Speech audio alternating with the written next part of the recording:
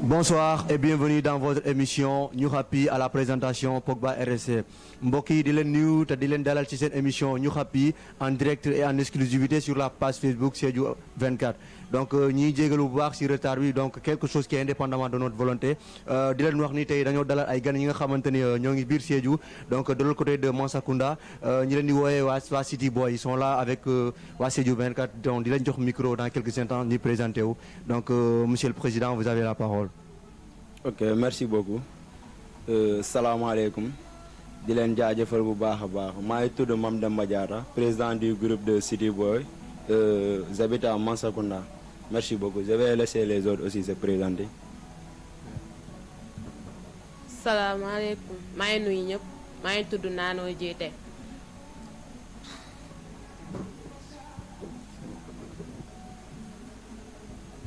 Bonsoir, moi c'est Ndeye Rama Diémé, élément de City Boy.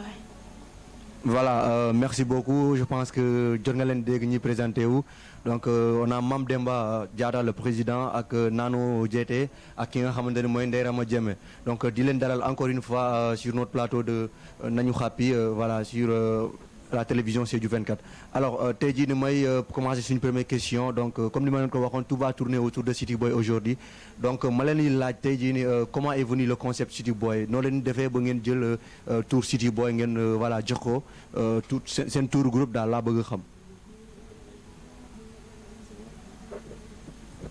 ok merci une fois de plus City Boy bon benn association la gars yi dañuy dem football. équipe de foot la quoi sama gars yi nag kon ñoo ko créé ñuy dem football suñu tour City Boy boobu foofu la ñëw léegi xale jigéen yi ci lañ intéressé wu ci groupe bi moo tax ñu adhéré aussi ñu yaatal groupe bi def ko association tour City Boy noonu la ñëwee quoi équipe de foot la commencé.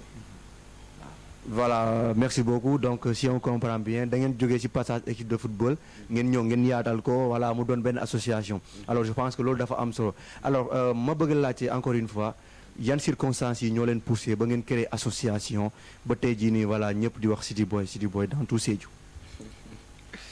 bon City Boy certes gars yi nag koñ ba gel yi nag koñ ba dañ doon gis City Boy luñ doon def ci dëkk bi moo nice gars yi dañoo déggoo xam nga ñu def lu nice bi zéro problème quoi léegi ñu gis affaire bi intéressé leen bon ñu ne bàyyi ñu dem adhéré ci groupe bi peut-être suñu frère lañ comme que on est frère et sœur on peut échanger xam nga affaire bi dina dem ba sori nag mën nañ créer projet ensemble ba yàlla jàppale ñu ci voilà noonu la fa demee quoi donc bu fekkente ni tamit naanoo yow tamit am nga ci li ngay yokk voilà donte président bi wax na lépp te yéen yow tamit jigéen nga donc quand on parle de City Boy on parle de garçons et de filles donc voilà j'aimerais que toi tu parles à la place des filles comme moom li mu wax li mu jógee wax ni sànq. bon juste ñun dañoo nekk ci koñ bi gis City Boy nu muy demee nag mu neex ñu lool parce que ñun avant ñuy dugg ci City Boy ci côté góor yi kese la intéressé woon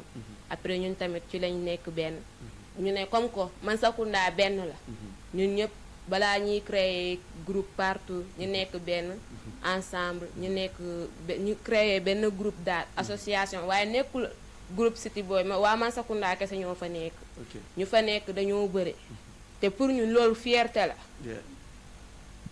voilà donc loolu dafa am solo di leen wax ni City Boy mën nañu wax ni siège bi bàyyi Mansakunda mais du waa Mansakunda kese ñoo fa nekk quoi benn mixage moo fa nekk loolu dafa am solo alors tey jii ni ma ñëw si Ndeye Rama ma bëgg nga jox ko micro donc ma posé ko question yow Ndeye Rama en tant que jeune fille yow sa intégration si biir team City Boy nu mu fa demee comment ça a été ndax c'était un peu compliqué wala dafa yomb si yow.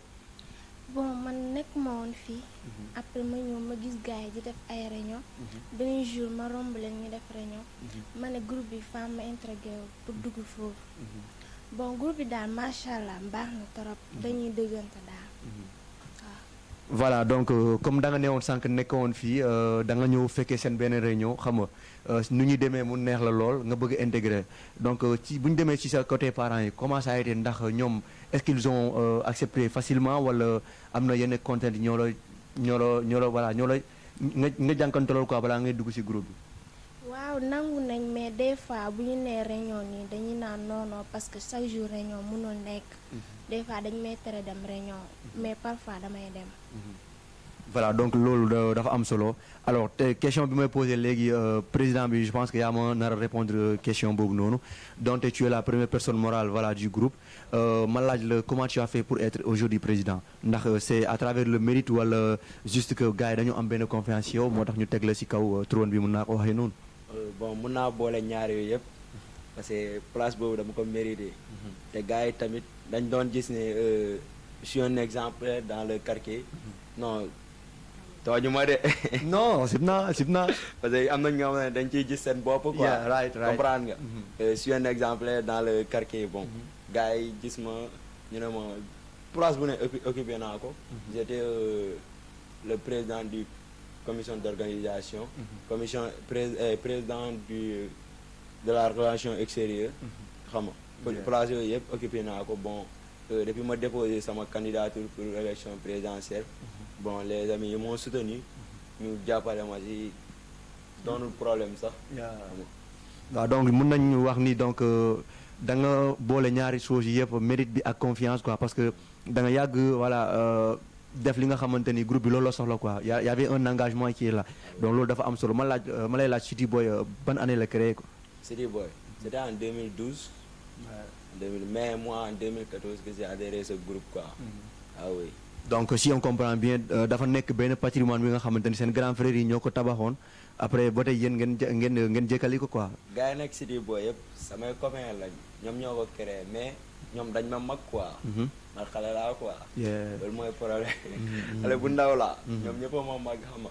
depuis ma nekk Saint-Charles. foofu laa jàng ba def CM2 dem 6e. kii 5e. année boobu laa adhéré wu ci groupe bi. parce que dama doon ànd ak ñoom ma gis ni booy lu ñuy def xam nga dafa nice. dañoo déggoo xam nga benn lañ quoi. waaw loolu moo tax ma adhéré wu ci groupe bi. voilà loolu dafa am solo tey jii ni su ma ñëwee ci yow Nano donc tu es une jeune fille te j'espère que yaa ngi jàng ma lay laaj question nooy defee ba alterner ñaari choses yi quoi mooy événement groupe yi ak réunion yi ak sa jàng quoi est-ce que dafa yomb si yow wala voilà c'est un peu compliqué ba benn instant. c'est pas facile. voilà ma bëgg nga gën ñu leeral parce que c'est pas facile lu waral loolu. ah pour man de rien n'est facile dans la vie. parce que parfois mënoo boole groupe bi ak jàng bi mais faut que nga am emploi du temps régler heure jàng bu jotee nga xam ne lii heure jàng la heure foo bu jotee nga xam ne lii moom heure foo la ñun de suñu que vraiment duñu génn mais bu dee groupe la dañuy ne waaw parce que Mansakunda la bokk te waa Mansakunda dañoo nekkoo benn te ñun mënuñoo tere dem ci événement bi mais heure jàng moom bu dee ci année scolaire la jarul sax ñuy xalaat duñu dem dañuy toog sur place. Voilà, donc mën nañu wax ni y a une charte qui est là donc voilà benn instant na ngeen xam ni waxtu jàng moo nekk nii donc waxtu réunion jot nañ ko benn emploi du temps bien déterminé loolu dafa am solo alors tey jii nii su ma ñëwee si Ndeye Rama yow ñëpp xam nañ ni quand tu es une jeune fille parfois te nga nekk benn structure parfois tu entends beaucoup de critiques surtout boo nekk ci ay association jeunes yi mën nañu wax ni booy amuñu bopp juste dañu nekk fii nii di dund seen jeunesse xamuñu lu nekk di leen xaar quoi seen ëllëg loolu noo leen koy dundee quoi ndax critiques yi vous les prenez comme positivement wala négativement. non ñun ci critique bi duñu ci xool dara parce que ñun dañuy def lu ñu nar a def ba pare. waaw mais xam nga benn instant yombul parce que bépp mëndeef la bu ñu lay wax dara parfois da lay traumatiser mun na tax ni nga bëgg a décourager quoi est-ce que da lay arriver parfois nga ne da ngay décourager doo bokk City Boy parce que voilà gars yi ñoo lay sandi ay pic par-ci par-là. non man décourager nekkul ci man. waaw lépp luñ ci mun a wax duma décourager. donc tu es une vraie battante quoi. waaw loolu dafa am solo alors tey jii nii président. voilà président nee na dina la appuyer tuuti voilà ñuy déglu. ok boo gisee ni grand yu nag koñ ma ñu am confiance ci suñu groupe bi. parce que mës nañ créer benn mouvement bu nga xamante ne benn jeune. mosu ko fi def quoi fii di Sédhiou fii. am na activités yu bëri nga xamante ne City Boy ñoo ko njëkk a mënee quoi. comme nu mu tudd sax ci weeru koor. gars yi dañoo def benn initiative xam nga comme que sama gars yi la ñu togg waxtaan ci loolu. d'accord waaw après ñuy defar ndogg.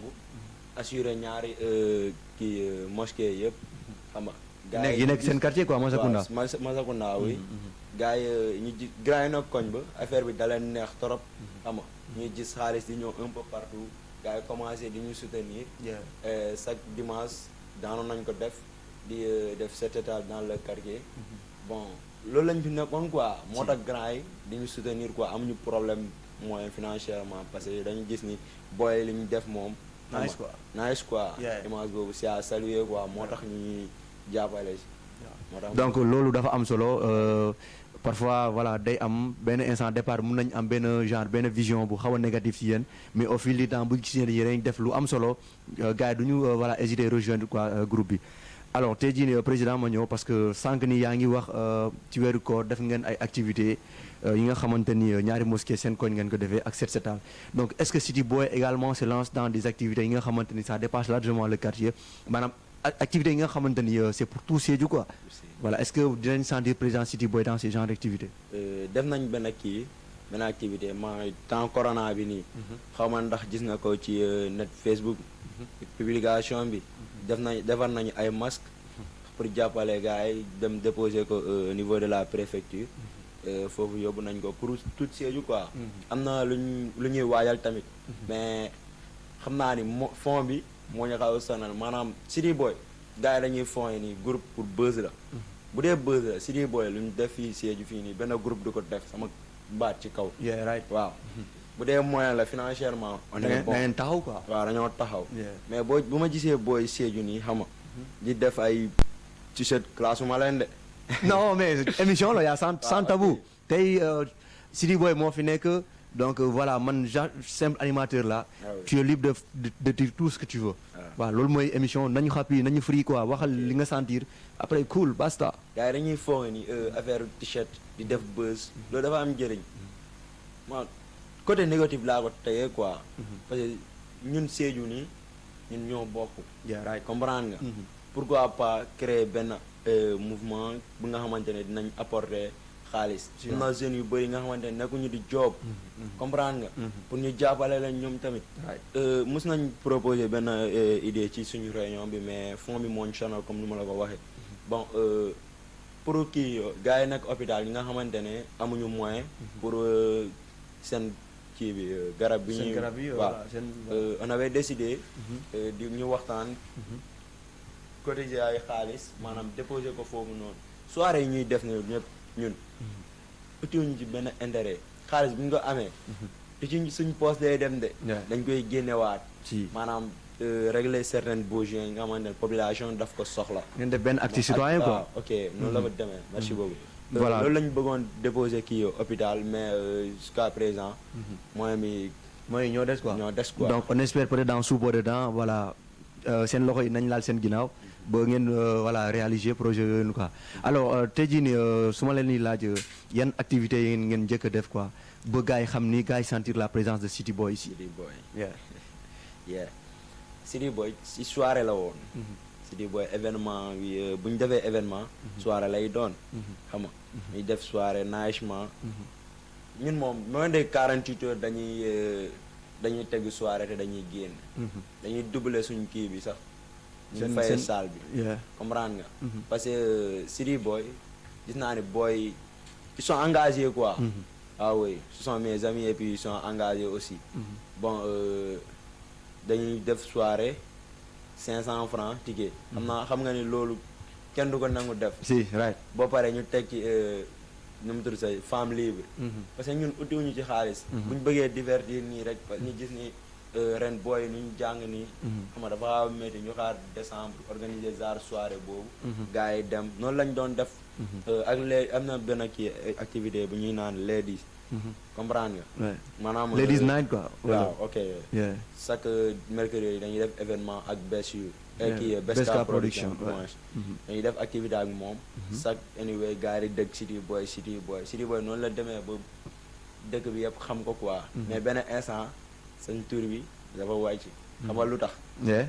waxuma lu tax Aïcha lu tax yaakaaruma voilà du takk di fay ah oui da ngeen takk après ngeen fay benn instant. non non même pas du question nañoo léegi fay lu waral loolu. ñoo noppi rek bàyyi gars yi parce que gars yi lu ñuy ñoddi man loolu côté négatif laa ko teg gëmoo leen ko quoi yéen. waaw man Yeah, loolu right. gëwuma ko Ku man ay nekk- projet laa gëm Si, right, nga xamante ne bàyyi sama gars yi nga xamante ne nekkuñu di job ban projet laa leen di tegal nga xamante ne bu mën nañ ci job am xaalis amoon naa xaalis ci kees bi comprendre nga léegi proposé naa gars yi loolu noonu mais c'est que City Boy ñu ko créé sax nekkuñu fii ji si right. comprendre nga booy yëpp dañoo génn moo tax nga am benn recul bu ndaw quoi. waaw si gars yi dem nañu lijjanti Yeah. boo déggee City Boy xamal ni décembre moo jot wala avril parce que booy duñu am temps ci instant bu ñuy jàngee ñun tamit bu ñu leen teg ay pression dañ leen di jàppale ñu dem ba lu ñu bëgg a am ko ñu teg leen benn événement pour ñu divertir waaw noonu la fa demee donc right bu fekkee ne daa naanoo tamit am nga liñ ciy sànni juste pour appuyer que voilà tu as le micro.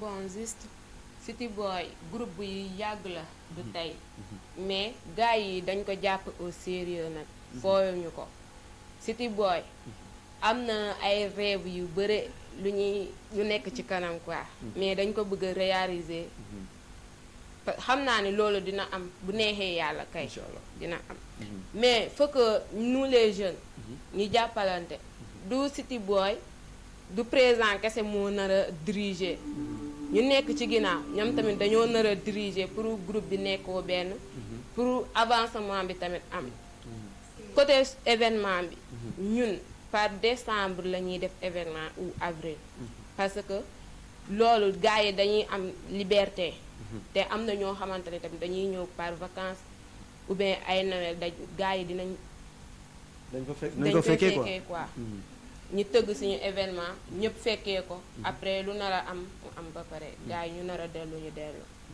waaw mais est-ce que benn instant du doon benn obstacle si yéen ñi sentir groupe bi par 2 mois dans l'année est-ce que du doon benn genre benn frein quoi parce que benn structure boo leen ko taxawalee kenn ku nekk day bëgg à chaque fin instant ñu koy dégg est-ce que yéen boo leen defee activité décembre ak ay avril du doon benn obstacle bu ndaw si seen avancement groupe bi quoi. si day nekk obstacle mais ñun xooluñu loolu si. ñun suñuy avenir la ñuy xool bu ñu naree xool lu arrangé gars yi te ñun dañuy sonn parce que avant tout l'avenir yeah right. tôt ou tard groupe bi dinañ ko bàyyi am na ñoo xamante ni dañuy génn surtout jigéen ñi jigéen ñi dañuy sëy góor yi dañuy dem lijjanti feneen mais sûrement am na ñeneen ñi ñuy ñëw. am na ñu war a topp seen waaw trace. comme ñun suñu rakk yi waaye ñun dañoo bëgg a nekk exemplaire ci koñ bi exactement.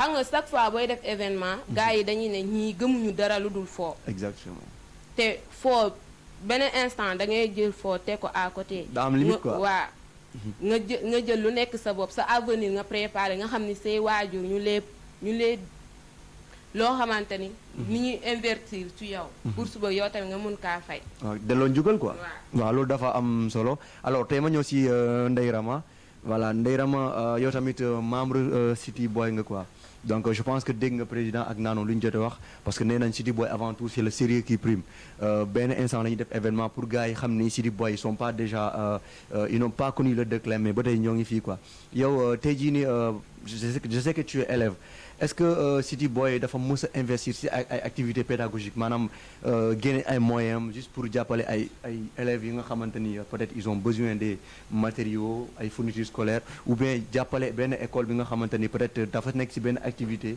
pédagogique quoi. non boobu tamit nekk nañu suñu projet mais ba léegi mun ñu kaay kii. donc si on comprend bien avec le temps vous aimeriez aussi ngeen réaliser loolu quoi. waaw boobu tamit. voilà donc xëy nañu mën nañu wax ni avec le temps dina ñëw quoi. alors tey jii ni sànq président bi dafa wax ni ci jamono corona da ngeen confectionner ay masques yi quoi est-ce que loolu kese moo nekkoon rôle City Boy ci sensibilisation nit yi quoi pour lutter contre la propagation de cette pandémie. non suñu rôle bi tamit bëri na. xam nga ñun waa City Boy fu solo la ñuy viser. c'est une vision bu kawe quoi. waaw donc mën nañ comprendre ni yéen ay kàngam ngeen quoi donc je pense que suñu premier auditeur moo nekk ci ligne bi bu fekkente ni dawul ñu jël ko coupé na voilà kooku coupé na donc mën na revenir encore une fois voilà l'émission est toujours là donc pare wuñu quoi alors tey jii da nga ne loolu boo xoolee benn instant def ngeen ay activités yu bëri quoi ci jamono corona genre ay sensibilisation est-ce que mën nga ñu wax jenn activités yi ngeen def à part joxe masque ci hôpital yi affaire yooyu noonu quoi même en dehors du corona est-ce que voilà mos ngeen def leneen li nga xamante ni pour jàppale nit yi quoi génne seen alal wala dugg ci kër yi di sensibiliser nit yi quoi. waaw mos nañ ko def dañuy def ay causeries ci koñ bi ñun waa xale yu jigéen ñi ak xale yu góor yi. waaw loolu dafa am solo alors président tey ma laaj la question bi. donc constat bu ñu def ni on a compris que City Boy bon du ma wax ni vous êtes en complicité mais comprendre nañ benn instant il y a un peu de rapport entre yéen ak CCA centre ado donc s'il y a beaucoup de vos éléments qui sont au niveau du centre ado donc dama bëgg nga expliquer ma loolu nu mu fa demee est-ce que quel est l'appui de City Boy dans le CCA. ok merci beaucoup gis nga CCA ci wàllum sensibilisation la ñuy yëngu.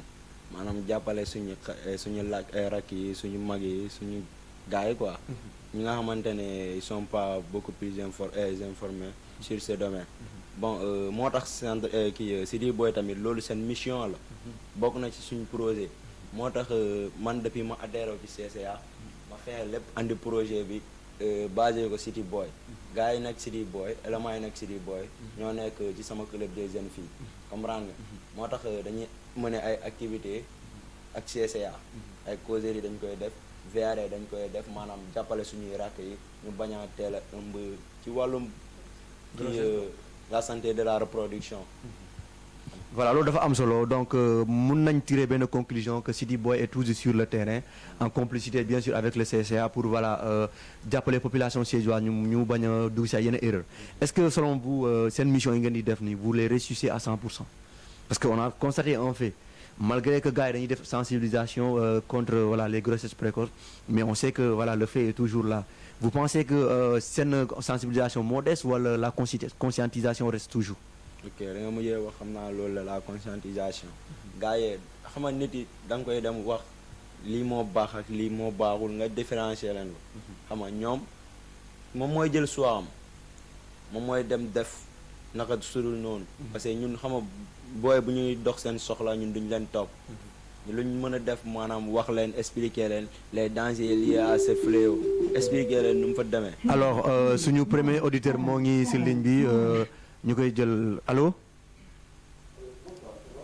ça va bien kooku ak foo ñuy woowee allo oui maa ngi lay dégg ça va na nga def allo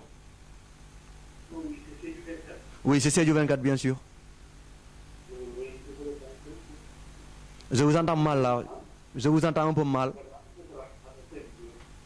Allô? Allô? Voilà, kooku dem na, je pense que ligne bi moo xaw a un peu saturé, donc il peut toujours revenir quoi. Alors président, mën nga continuer. ok comme lu ma la jotee wax booy yi dañ leen di wax lii moo baax ak lii moo baaxul ñoom dañ lay bàyyi ci biir ñi nga xamante ne ils sont intéressés ñoom mën nañ bañ a dal ci erreur boobu ñi nga xamante ne dañ lay déglu xam nga man des fois dama koy def toog ak samay sisters yi nag koñ bi di waxtaan ci wàllum kii grossesse précoce te yàlla xam na ni ñoom maa leen mag comprendre nga aw ma complexe boobu juste la vie est une complémentarité Si, exactement. comprendre nga loolu la fa demee man sama mission dama ko bëgg a atteindre mais gars yi ñoo ma jàppalewul quoi xam nga nit bu lay jàppale nga koy jàppale tamit de retour loolu la fa demee man damay dem sur le terrain mais des fois y a certains dañ may boycotté quoi Si, loolu du ñàkk voilà benn instant c'est la réalité de la vie quoi. Alors Nano tey jii nii toi tu es une jeune fille yaa ngi ci town bi Sédhiou mosoon na nekk ci ay voilà parmi les villes yi nga xamante ni sont trop touchées par les grossesses précoces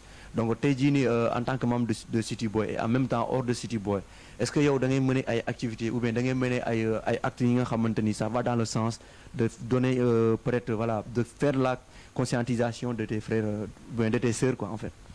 Ah oui parce que parfois sensibilisation bi man d'une part damay wax ni parents yi ñoo dul toog di waxtaan ak seen doom yi parce que bul am tabou y a pas de tabou doom kese la doom mënul jur yaay mu nar a jur doom bul am complexe nga toogaa sa doom di ko conseil dëgg la centre ado yi la boutique de droit mu ngi fii mais ñooñu seen conseil n'est pas suffisant pour nous les jeunes pour man parfois même sa parents yi joxuñu la conseil nga dem centre ado ou bien boutique de droit yow sax ngay uti say conseil waaye ñun xale jigéen ñi surtout léegi du ñu def loolu de xam nga fan la ñuy basé wu ci YouTube bi di xool loo xamante ni c'est incroyable te nit waroo wax ni loo xamante ni jotoo ko bu ko def loo xamante ni jotoo ko bu ko def nit da ngay xool sa avenir ak sa suba li nga nar a doon parce que boo defee dara loo xamante ni ñit bët boobu lañ lay xoolee te en plus doo am respect encore ci koñ bi fu ñu la tegoon dañu la fay wàccee te sa parents yi du oser waxaat keneen encore sa parent fu mu mënta dem des sigg du nangu sigg ñi ñu xool ko kon nous les filles on doit se battre pour s'exprimer. Voilà, je pense que loolu dafa am solo moo ngi lancé benn cri de cœur donc pour gars yi mën a lutter contre voilà la grossesse précoce ou bien je dirais les grossesses précoces. Alors tey jii nii Ndeye Rama ma bëgg jox la micro tamit yow nga yokk ci quelques cadeaux puisque Demba ak kii Nano wax nañ ci dara yow tamit tu as quelque chose surtout à dire. Bon boo gisee grossesse précoce yi du bëri parce que mal conseil la ak les mauvais accompagnants mais bu ñu amee conseil daal mën nañ suivre conseil suñu parents lu ñu wax mais léegi moo amul am na koo xamante ne daa bëgg a laajte dara parent mi mënu kaa laajte waaw. Voilà yow selon toi la responsabilité elle est partagée wala parents yi kese ñoo responsable. Elle est partagée. Explique-nous un peu lu tax nga ne elle est partagée. Bon boo mënul dem ci sa parents yi sa frère baa ngi foofu bien sa grand sœur bëri na ay structures yu bëri comme centre ado bëri na daal boutique de droit. Loolu dafa am solo surtout alors président ma ñëw encore ci yow parce que bépp structure boo ko déggee y a quelqu'un qui est à la tête y a quelqu'un qui est voilà au trône yéen a ngi ci benn game comme ni ngeen ko xamee la vie est toujours faite de compétition. Il y aura forcément de la concurrence qui est là donc ma bëgg laajte yéen waa City Boy comment vous parvenez à vivre avec ces concurrences entre team surtout. entre team man yàgg naa ko wax nga laaj booy sax nee naa leen man nekkuma fii pour def ay concurrence parce que boo gisee booy def concurrence parce que dañ ko yóbbu côté négatif ay buzz la surtout boo ko résumé buzz ci buzz la concentré wu. Alors suñu auditeur mu ngi ci ligne bi ñu jël ko après nga continuer allo allo allo oui allo Pogba. allo oui kooku ak foo ñuy woowee. Pogba ça va pas. ça va bien ça va bien. Ibrahima Badji depuis Bignona. Ibrahima Badji frère maa ngi lay bëggee ah. waaw maa ngi lay delloo ziar. naka waa Bignona yéen a ngi ci jàmm. waaw ñu ngi si jàmm sant yàlla alhamdulilah. yaa ngi suivre émission en direct avec waa City Boys. waaw si maa ngi leen si donc ban conseil nga mën leen jox wala ban appui nga mën leen jox comme genre contribution. dama leen naan ñoom daal ay jeunes lañu quoi mooy ñoom ay ñu ngi ay jeunes lañu comme ñun. dañu war a def mooy jàppale population bi jàppale ñi nga xam ne seen loxo tegul seen ginnaaw quoi. dafa am solo surtout loolu. waaw surtout loolu daa am solo bu baax ñoom. te en tant que ku nekk comme ku nekk foofu Sédhiou. ma leen di conseil mooy nañu jàppale quoi. parce que man ci laa bokk quoi. exactement yeah right. waaw ci laa bokk si Sédhiou laa bokk quoi. si dafa leer moom ñoo bokk même Casamance quoi. ok merci. waaw en vérité. waaw dafa leer baay kontaan si yow si woote bi. waaw ok. jaajëf bro merci. jaajëf. ok loolu dafa am solo donc c'est un ami à moi mooy Ibrahima Badji de l'autre côté de Bignona muy suivre émission tamit voilà en direct donc président je pense que mun nga continuer ça. ok merci beaucoup comme nu ma la ko waxee rek booy concurrence bi dañ koy yóbbu négativement quoi côté négatif la gën a basé wu. boo gisee boo ko résumé ci buzz la concentré wu. ban tim mooy gën a def buzz ci temps bi. te aduna bi melul noonu de bàyyi. si right. nu mu mënta demee ëllëg di nga am famille. exactement comprendre nga. kon sa jeunesse bi mu gën a rafet quoi. waaw ok pour nga bañ a am kii nu mu tudd sax. ay gàcce ah. waaw ay gàcce merci beaucoup. pour nga bañ loolu bañ la dal. foog nga depuis bas âge nga am ay projet bopp nga war a réaliser. boo amee ay famille. nga bañ a sonn. comprendre nga man bu ñu newoon. kan mooy njëkk def lu baax biir Sédhiou ñu def concurrence ci loolu mën naa ci bokk.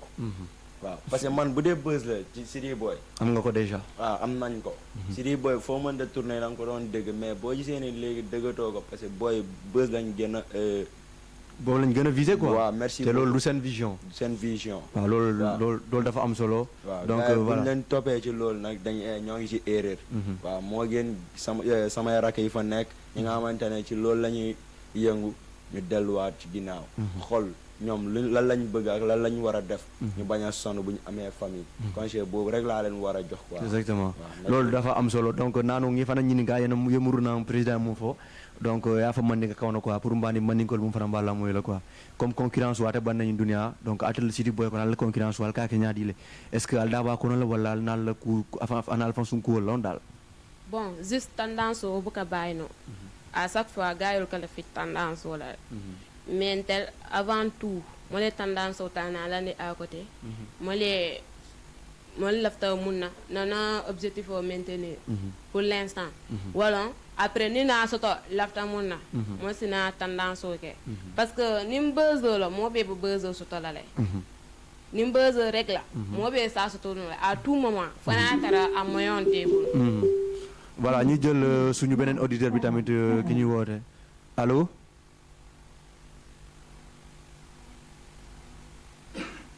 allô ça va soxna si si loo nekk yaa ngi si jàmm bu baax kookal la foog ñu ak foo ñu woowee yow la kan dégguñu bu baax Marie Marisa Marisa maa ngi lay siyaar kooku sama jabar la si loo nekk yaa ngi si jàmm naka Monsakunda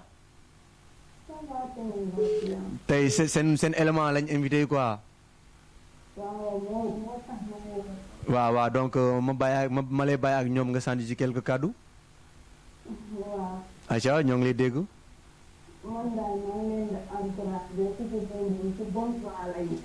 yeah yeah yeah yeah. def nañ ay manifestation yu bëri ay festival di ci ñoom ak léegi di ci festival ay cause de participation effectivement di leen di jàppale ñu ci bañ génne ay ordinaire si affaire coronado comme président bu ko waxee yóbbu nañ ci ay publié nañ ko ci Facebook bi joxe nañ ay compte ba jàppale gars yi ñoom daal te buñ boole ñu nekk si ñu leen ñaanal tamit projet bi ñu prévoir la tamit waaw waaw loolu dafa am solo donc bu fekkee ne tamit am nga benn question bi nga leen posé donc ñoo ngi fii ñoo ngi déglu amoo question donc da nga ñëw juste pour appuyer leen quoi di leen encourager waaw loolu dafa am solo je pense que ñoo bokk Sédhiou quoi voilà merci beaucoup merci ñoo ngi lay jaajëf bu baax ci appel bi kontaan ci yow je pense que kaddu yi leer nañ dégg nañ bu baax li nga wax tamit ok merci beaucoup kookoy Marisa Marisane de l'autre côté de Mansakunda donc maa ngi koy nuyu de passage di nuyu waale famille bi yëpp donc beneen auditeur tamit moo ngi ci ligne bi quoi allo oui. allo waaye ñoo ngi nii suñu télé kay Tamba Sara Wuleng ñoo ngi lay siyaar Sura Jado kono Sidi boy Jado kono kay su Pikiro ça va bien non mi jaar rek Taratala. non tano de Voilà, City Boy, c'est un groupe modèle. ah oui. Moi, je témoigne que c'est un bon groupe, c'est une bonne association. ah oui Pourquoi Parce que c'est des patriotes. si Un jour, voilà, je les ai trouvés des ensembles morts. Madame, Mansakunda Diéli Samaketa, Wolo Kakinolati. Tu vois, il faut être un bon patriote pour le faire. Sous le soleil, exactement j'ai trouvé vraiment des jeunes. Et il y avait vraiment City Boy. ah oui Il y avait le président Condé qui peut témoigner ça. Alors, Sédhiou a besoin des jeunes courageux, des jeunes qui contribuent sur le plan de citoyenneté. ah oui Ok Yeah. Ah ouais. Moi, je témoigne vraiment que City Boy, c'est des preuves de citoyenneté. Souvent, ils sont avec le centre ado pour la sensibilisation sur les grossesses, les mariages précoces. Alors, moi, je les encourage. voilà Continental, si amul combat, parce que yéen a jàmbaar. dafa leer dafa leer yéen a jël ndam. si dafa leer Continental Tige, kenn ke fan la bataille. Jata Bulba Sando non Jatoro moom yeah Il a beaucoup d'avenir. Inch'Allah ouais Moi, je lui conseille que vraiment, voilà, bu mu faale gars yi. waaw surtout moom continuer rek na wéy. surtout City Boy ci kaw ci kanam. te day gën a dal rek day gën a baax. Inch'Allah yéen. voilà le président kontaan na de yéen a fi mu dugal kontaan bi. waaye waaw muy rek waaw muy naanoo la ni lu ma. Rama Ndey Rama Rama la. kontaan la kuma kam ñu yaatu. ok merci beaucoup Merci à la demande. Ne laissez jamais les bras. ah oui merci beaucoup Monsieur Faye nuyu naa la madame Faye ah. Combat. yeah Le grand caméraman. Siaka Mon frère Siaka Baron. ouais En tout cas, c'est du 24 ñëpp a ngi koy déglu. C'est vraiment une télé internationale. Si, si. Vous êtes suivi partout. Alors, tous mes respects aux internautes. Merci beaucoup. merci beaucoup kaddu yi leer nañ donc kookoy Serigne Pathé Kébé voilà je dirais la grande star de Sédhiou donc ñu ngi koy nuyu donc contribution yi muy def ak encouragement je pense loolu dafa am solo benn témoignage bu amul fenn la donc ñu ngi incité City Boy encore une fois ngeen lancé aussi logique boobu bu leen mësataay def li nga xamante ni Sédhiou loolu la soxla quoi voilà donc vous avez le micro merci beaucoup alors naanoo comme ni ma jógee wax sànq am na ki nekkaat si ligne bi allo allo oui moom la dafa leer kooku Vincent allo ligne bi coupé na xam naa réseau bi moo xaw a saturé tuuti ñuy jëlaat encore suñu beneen auditeur si ligne bi allo ça va bien maa ngi ci jàmm kooka lak foo ñuy woowee la Pape Cap Skirring photo kenn ci sama doom la Ndeyrama. Ndeyrama ok. waaw sama doom la ñeneen ñi sama nëbb la ku ñëw ci keneen ci naamoo sama ñett la ci. mën nga ñu rappeler tur bi tuuti nga ne Pape naka. Mansakou naa la jël liggéey moom mu indi fii parce que di leen encouragé. ñu encouragé bu baax ñu def lu naaj quoi. si ñu continuer. parce que gis naa initiative bii la. buñ ci continuer moom dina jàll quoi. parce que lii lu bees la foofu ci commune quoi. maa ngi encouragé ñu gën ci jàpp. gën ci créer pourquoi pas même ay lettres. ay lettres ci fu sore daal mu def tey peut-être. si génn sax si biti comme ni ñu nekk ci biti ñu ko mënoon jot ñu jot ko ñu mu leen jàppale pour ñu mën a dugal association bi quoi. loolu moo newoon sama contribution. waaw dafa leer nga ne naka la Pape Mané ah. waaw donc ñoo ngi lay jaajëfal bu baax Pape Mané je pense que kaddu yi leer nañ ñu ngi nuyu waa Cap Skirring yëpp donc tey moom waa City Boy ñoo fi teew appel yi voilà dañuy saturé donc ça montre que voilà ils font du poids voilà donc naano ba pare voilà ma bëgg nga continuer si li nga nekkoon quoi ci aspect concurrence ba tey. bon ntel daal tendance o ntalewo tukomale l'avantage ani avenir mol ko la ñene ñaa ni mo lo maintenir après mo le na dum tendance o kono yalo avant tout moy ka jibele mu yena fa ani mum be na fa la fana sam e kana ne bi sorale ka sama fana viser le e kanda bata quoi ha mais ni to ko bi dam bi le diata ibe bi le diata dala voilà ñu jëlaat encore suñu beneen auditeur yi tey moom dafa saturé allo kooku koy Wikileaks ñu ngi lay siyaar bro ay ca gaynde naka waar nag baay sant yàlla sinon naka dóori naay sax tey sa gaay ñoo fi teew quoi sa soob maan yi mun naa ko waxee noonu yow dafa leer bro waaw lépp free ñoo ngi nii bëggee kontaan si yow yeah ñoo ko bokk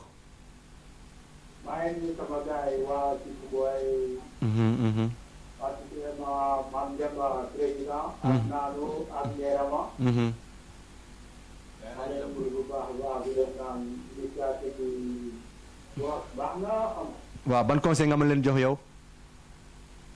non man moom conseil bu ma leen mën a joxe maanaam ñoom bi ñu nekk rek nañ ci continuer daal. si ñu nekk si quoi. waaw ñu nekk si xam nga ñu bañ a déglu gars yi xam nga. si souvent ni ñoo bëri rek. waaw alors lu ñàkk. déglu gars yi xam nga ñoom en tout cas daal ñu mën a pour ñu mën a atteindre seen objectif daal xam nga ñu continuer si loolu rek. si loolu am solo quoi. waaw maa ngi jaare sama gars yi fii xam nga sama gars yi nekk Dakar el commissaire Tumze ak sama président des Capo Mr Fadera Fader waaw maa ngi béggee Fader ak kii el commissaire dégg nga nuyul ma leen bu baax. maa ngi koy nuyu bu baax a baax nag ak waa appartement étudiant yi nekk fii quoi université te ànd ak yow. waxal ACS rek mu jeex tàkk. maa ngi nuyu gars yëpp nag daal waa Sine sama gars yi sama waa koñ xam nga waa Tante Ado ñëpp daal. béggee bro. ok kontaan naa nag. jaayëf ñoo gën a kontaan kookoy Wikileaks. dama bëgg nga bombardé sama waa ji nag maam Demba bombardé ma ay question yu bëri. non day sóob kii du 100 francs day sóob booy. yor naa réponse yi yëpp. non kii non mais dafa taxaw nag.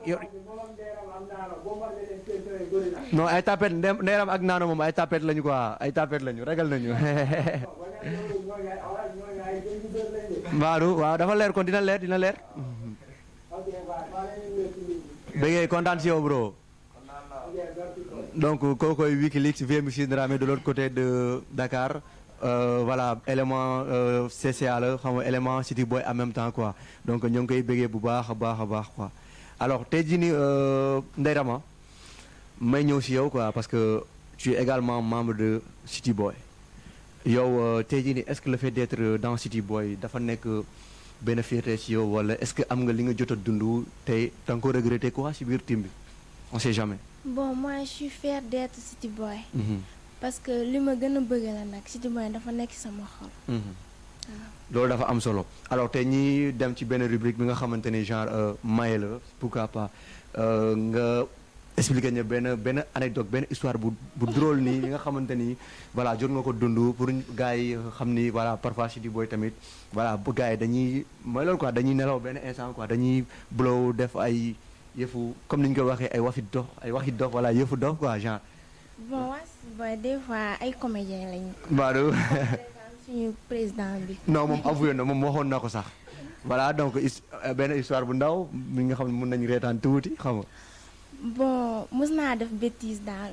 man ak sama pap sama année 5e dama nar a dem cours de renforcement.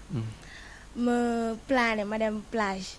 léegi bu ma ñëwee may raconter ay histoire may naa sama sœur bi non tey moom suñu prof bi dafa soof. di wax li ma neex daal. nekk de sama papa dégg na ma. mu ne non bon seen prof bi ma rencontré naa ak moom si yoon bi ma ne ko non ñun entre élèves lañu suñu prof bi ñëwul. si maa nga changé histoire bi quoi non mais da nga garaaw donc yéen vite fait da ngeen am benn tactique de jeu bi nga xamante ne mën ngeen échapper à tout plan quoi. waaye da ngeen garaaw nag loolu City Boy moo leen ko jàngal wala nu mu fa demee. non bokk waaye dafa mel ni yéen da ngeen a garaaw de. non bokk si City Boy. ah loolu quoi sa stratégie bopp la quoi. waaw loolu dafa am solo donc ñu ñëw si naanu benn voilà benn anecdote benn histoire du ñàkk quoi. bon man histoire bi ci City Boy laa koy jël. entre City Boy et Agip Kobombo. Agip voilà. Kobombo. dañoo mos a defoon jumelage. te man maa nekkoon président de l'organisation mais organisé. te président sax mënul fecc loolu mooy problème. gars yi juuxu ko ñu ne ma dugg fecc alors que mun ma fecc damaa dugg rek taxaw di leen xool. kay leen jàppale ma balaa maa gagné. waaw mais mënoon nga def nga poussé benn pas rek. xam naa ne bu may essayé gars yi commencé rek. marché bi tas quoi. non dafa am solo donc président tamit voilà xam naa yaay am benn histoire bu gën a con parce que nga ne yow comédien nga ayca ñu ngi lay déglu. man artiste comédien laa nag. ayca na ko dal ñu dem. fecc rek laay def nag doo ma seede. non loolu moom nee na ma. ayca na dem ñu ngi lay déglu. mais gars yi dañ may fonde rek ba président mënul fecc quoi. benn jour ñu dem jumelage comprendre nga. fekkee ne jëlu moon place président. xam nga loolu dañ ko planifié woon ñëpp a war a dugg dem fecc. léegi sama tour jot merci bi. mu tas quoi dugg non affaire bi tas naa ko. Maodo. non mais da nga garaaw mais xanaa nekkul di def ay break quoi. sama benn grand sama benn copain Youssou Camara. moom moo répété woon xoolal benn genre science nii xam nga. mu ne moom bu duggee bu defee nii gars yi nekk koñ ba. kay côté bi ñu dugg si xam nga. nii grand boobu la sol quoi. ko defee ñu dugg si. si. mu dem nii gisul kenn foofu. moo xam ne fii dafa tar. waaw fii moom kay bàyyi. waaw benn instant dem soutenir ko mais gars yi ñu ma doon reeraan. waaw loolu lu ñàkk quoi donc benn moment la day am quoi parfois faaw ñu dund ko xam nga mën a relaxé wu tuuti quoi. alors tey ñi ñëw City Boy et la politique. est-ce que yéen a ngi dugg si ay activités politiques wala yéen vous êtes apolitique. dama mel ni da nga dugg si man de parce que tey si ngoon ji maa ngi doon waxtaan ak sama benn copain Demba Ba. mu ne affaire mu ñu dugg ci waxu politique rek. man ma jóg dem quoi ñu ne ma lan la affaire yooyu noonu politique moo xew ci temps bi ma ne la moi je suis apolitique. moi j'ai des objectifs que je veux atteindre. am na ay projets ma war a réaliser. xam nga bu ma duggee ci politique mun na am lu ma bëgg dina ci gën a yomb quoi mais boo gisee politique lu mu laaj man loolu laa bëggul def. quoi loolu nga bañ quoi comme lan. da ngay expliquer ah. gars yi naan politicien xam nga. dañuy fen dañu mën a duul dañu mën a sàcc. waaw loolu yëpp dañ koy wax ci politicien comprendre nga. politicien boo duggee ci affaire politique da ngay lekk riba. man jaar yooyu noonu. loolu sa dignité permettre la ko quoi. waaw sama xol mayuma ko. comprendre loolu moo tax affaire politique neexuma boo may jàppale dañ may jàppale laa war a suul. waaw boo ma naree teg yeneen condition moom. du jàll quoi damay daw. du jàll quoi waaw mais dañuy dégg nee nañ jeune boo deful politique dina la def. donc forcément on est obligé à faire de la politique. donc pour yow politique bi ngay def pour jéem a jàppale Sédhiou mu émerger mu développer ban genre politique lay doon quoi.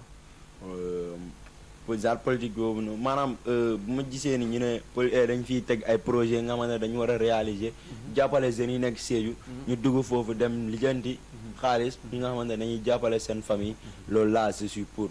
mais quant à ñuy jaaree xaalis ci yow après gars yi nekk ci ginnaaw duñ jot seen xaalis loolu daf may métti quoi Gëmoo- xaalis sonalu ma de si. mais bu ma yónnee sur terrain ma dem def sama job nga configurer sama money daf may métti quoi dafa mel ni xam nga danga muy chantage nii waaw loolu du yoon moom. du yoon waaw voilà tey ma ñëw léegi ma ñëw si Nano tey jii ni yow lan mooy doon sa conseil bi ngay joxe pour jeunes yi nga xamante ni ñoo ngi dugg si politique ak ñi nga xamante ni politique kese lañ gëm quoi genre pour mën a am seen njëriñ ci ëllëg quoi. bon lu ma leen di wax juste faut avant tout faut avoir la dignité parce que nit boo diiñul loo mënta def da nga koy def da ngay ne man damay def ra ndax nga débrassé wu ci te loolu suba sa tour mooy yàqu ou bien sa terre mooy yàqu da ngay garder sa dignité li nga moom nga jël loolu li nga moomul nga bàyyi ko nga teg yëf jàmbur yàlla li mu la mënta may forcément kenn mënu ci dara di nga ko am bu neexee yàlla waaye bul ne man sama xel ci lii na nekk ou bien lii am diw am na lii forcément man tamit dinaa ko am tout le temps da ngay nekk ci erreur maanaam kenn bu mu bañ a forcer ndogal quoi bul forcer ndogal nga xool sa tour bu ñëwee day baax quoi day baax waaw loolu dafa am solo donc Ndeye Rama boo ci mënee yokk tuuti wala je sais pas ndax yow politicienne nga ou pas. non man duma politicien man li ma nar a wax nag mooy nit ki booy defal sa bopp bul xool keneen bul tricher booy tricher nga xool loo xamante ne dafa baax si yow nga tricher pour nga doon bon exemple ci société bi donc loolu am solo quoi selon toi. Ouais. Alors déjà l'émission tire presque à sa fin donc tey jii nii président bi ma la jox parole donc peut-être si tu as un message à lancer à l'endroit de la jeunesse en même temps voilà tu nous dis ton mot de la fin quoi. ok maa ngi remercier internet yi di leen remercier yéen tamit bu dul yéen gars yi duñ xam City Boy fu ñu toll ci town bi parce que yéen a ñu invité fii nii kontaan naa si yéen torop Sédhiou 24 merci beaucoup maa ngi remercier les contacts tamit il est toujours derrière nous tonton Babou bu ma leen nar a cité moom nañ toog fi ba suba parce que gars yi buñ déggee City Boy dafa am activité rek hop dañuy jóg waaw ñun dañuy def activité sax suñu dërëm du ci dugg grand yi ñoo koy financé yëpp ñoom Somwaan xam nga ñoom Ibou Daaba maa ngi leen jaajëfal bu baax a baax am nañ suñu benn grand tamit maestro dafa bokk ci team bi mais moom moo ñu mag Moussa Traoré El Maestro Traoré, moo ngi koy El béggee de Maestro. passage c'est un gars cool quoi Ah et oui. puis un gars sûr. chaque jour moo ngi ci ñun Papa Diaw Filbak xam nga suñu grand lañu dañoo gis ni groupe yi luñ def dafa nice ñu accompagner ñu ba tey ñoo ngi ci yoon bu baax mun naa ko wax dama kontaan ci gars yi torop bi laay kontaan naa merci beaucoup waaw dafa am solo donc Nano yow tamit voilà. bon avant tout maa ngi nuyu waa RTS 4 kontaan naa ci yéen te bég naa Sédhiou 24 kay. Sédhiou 24 pardon kontaan naa ci yéen seen liggéey bi rafet na après maa ngi nuyu suñu waa kër yi maa ngi nuyu sama famille maa ngi nuyu waa City Boy ñëpp parce que dañoo am confiance ci ñun moo tax tey ñu ñoo toog fii bu dul du confiance ñun duñ fi nekk te maa ngi nuyu suñu président bi bu baax Voilà merci beaucoup Nano donc may jox micro Ndeye Rama tamit voilà mu jox ñu son mot de la fin.